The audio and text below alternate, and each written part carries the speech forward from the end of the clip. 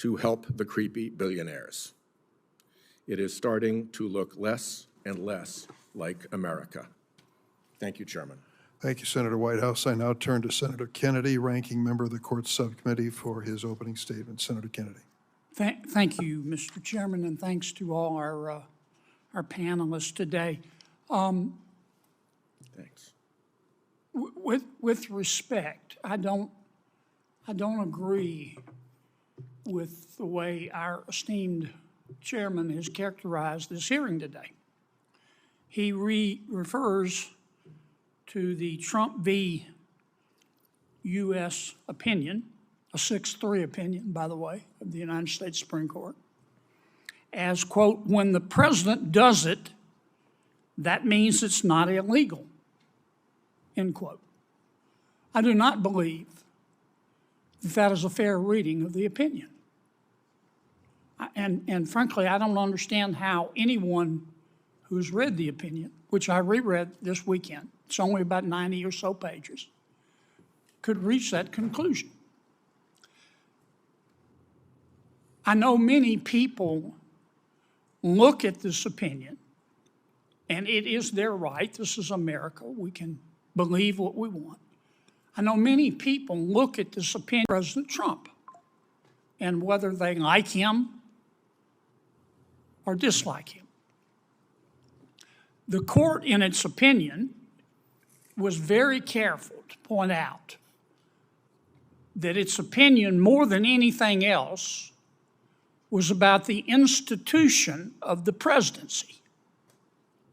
The institution of the presidency. The opinion is not just about the litigants in front of the court. It's about future presidents and future Americas. That's point one. Point two.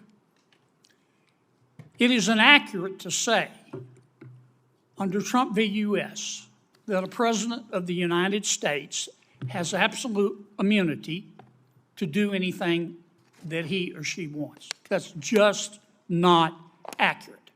For example, the court is very clear in saying that a president does not have criminal immunity, including but not limited to a former president, for unofficial private acts. That's clear. I don't see how anybody can argue with that. Number two, the court does say that a president, whoever that president might be, does have absolute immunity.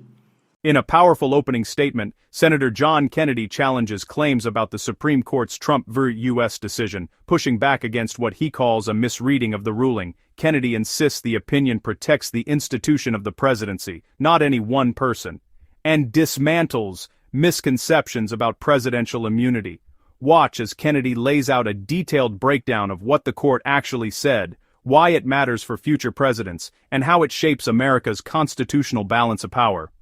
Pursuant to his or her core responsibilities. Responsibilities given exclusively to a president by virtue of the Constitution. But there's a third category, which I would suggest will include most acts by a president. Those are acts taken pursuant to a president's authority, but authority that is also shared with the United States Congress. And the court does not say that a president cannot be prosecuted criminally for those acts. It does not. It does say that if a prosecutor, the prosecution, if it wants to prosecute a former president for that layer or category of acts, the burden of proof is on the prosecutor. Well, duh, the burden of proof is always on the prosecutor. You can call it presumptive immunity, but the burden of proof is always on the state. And the state has to prove that the president's prosecution for that middle layer of acts would not impinge, I think the words would pose no, quote, no danger of intrusion on the authority and function of the executive branch. Now, that's hardly absolute immunity. And I'm looking forward to our panel today to enlighten us on this subject. Thank you, Mr. Chairman. Thanks, Senator Kennedy. Today, we welcome 5 witnesses. Our first witness is Philip Lacavara, who formerly served as Deputy Solicitor General of the United States for criminal and national security cases.